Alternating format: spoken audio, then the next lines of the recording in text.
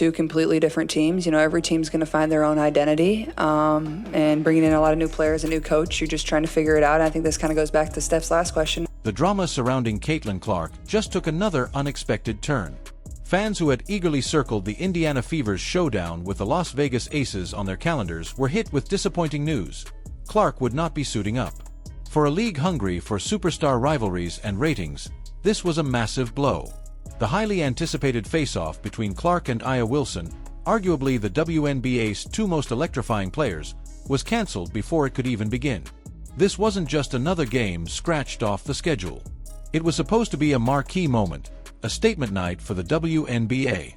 Just as the NFL once thrived on Brady versus Manning matchups, the WNBA had in its grasp a golden opportunity to showcase a new era of basketball drama, featuring Caitlin Clark as its central figure.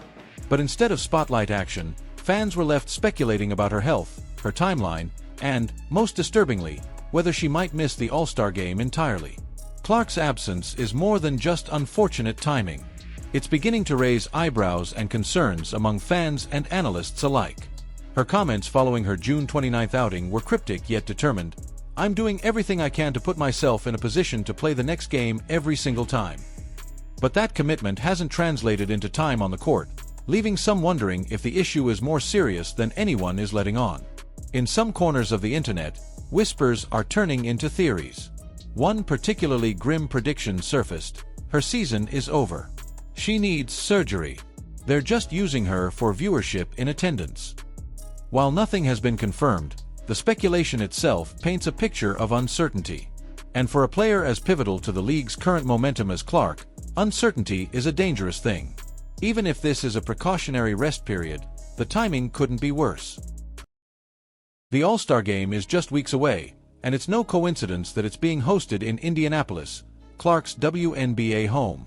This event was clearly designed to be her stage, her moment to shine, and her opportunity to serve as the league's ambassador to a growing audience.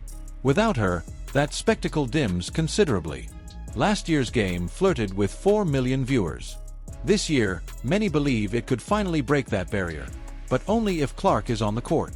The Fever's schedule offers a narrow path for a return. If she misses the next contest against the Sparks, there's a small window for her to come back during a brutal gauntlet starting July 9th. That stretch includes games against the Valkyrie, Dream, Wings, Sun, and Liberty, all in just over a week. That's followed immediately by the All-Star break. And if she's going to participate, especially in front of a hometown crowd, she'll need to be at full strength. That means the next few days are critical.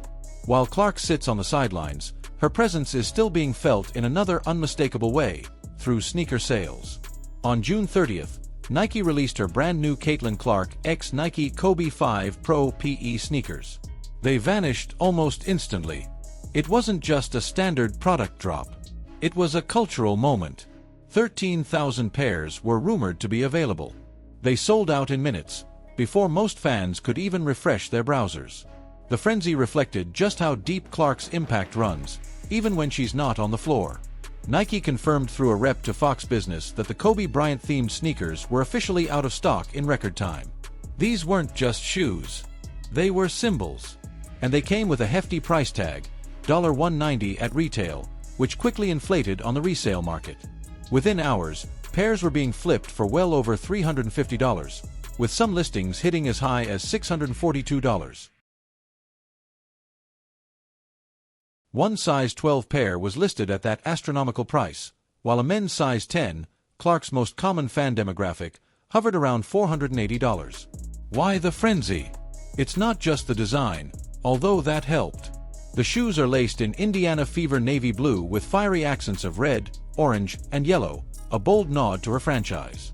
But more than anything, they represent the Caitlin Clark phenomenon.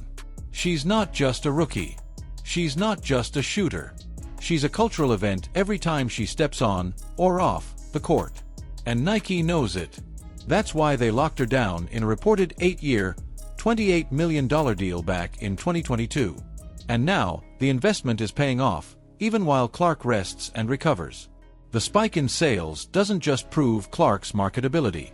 It also throws some shade on the league's handling of her injuries. If she's healthy enough to be promoted, advertised, and featured in multi-million-dollar merchandise campaigns. Why isn't she playing? Is this truly about protecting her health, or is there more behind the curtain? Comparisons have started to surface, especially with other WNBA stars like Aya Wilson. While Wilson's signature shoe reportedly sold out as well, the numbers tell a different story. Rumor has it that only 3,000 units of Wilson's shoe were produced, roughly a quarter of what Clark moved in the same window. While the league celebrates both as major wins, the sheer disparity in demand speaks volumes. It's the same story with television ratings. When other WNBA stars headline a game, viewership hovers around 400,000 to 500,000. But when Caitlin Clark plays, the numbers explode, often over 2 million. That's not an anomaly. That's a pattern. And it's one the league can't afford to ignore. So, when people speculate that Clark is being protected, preserved, or even overused for strategic purposes, it's not just idle talk. The math backs it up. Whether it's sneaker sales, ticket revenues, or primetime broadcast ratings, Clark moves the needle like no one else in women's basketball today. And the risk is growing. If she misses the All-Star game in her own city, the WNBA won't just lose a player for a night. They'll lose the narrative they've been carefully crafting all season. This year's story was supposed to be about the rise of Caitlin Clark, about her transformation from NCAA record breaker to WNBA icon. Instead, we're facing the possibility that her first year in the league could be remembered for what didn't happen. No showdown with Wilson, no All-Star spotlight, no historic moments, just a series of absences and what-ifs. Still, through it all, fans are holding their breath. Many are hoping this is all just a temporary setback, a carefully managed rest window to ensure Clark returns stronger, faster, and more dangerous than ever for the back half of the season. But until that moment comes, every missed game, every sideline appearance, and every cryptic injury update feeds the uncertainty. The Fever are walking a tightrope, and so is the WNBA. Because Caitlin Clark isn't just another rookie with hype. She's the future of the league, and they know it. And for now, her fans will have to settle for waiting, and maybe staring at a $642 pair of sneakers, wondering if they'll be the closest thing to seeing her magic anytime soon. What do you think, folks? Will Caitlin Clark make it back in time for the All-Star game? Or is there more going on behind the scenes than we're being told? And would you pay $642 just to own a piece of Clark history? Let us know in the comments, and if you're following Caitlin's journey, don't forget to like this video, subscribe to the channel, and ring that bell so you don't miss what comes next in this dramatic WNBA saga.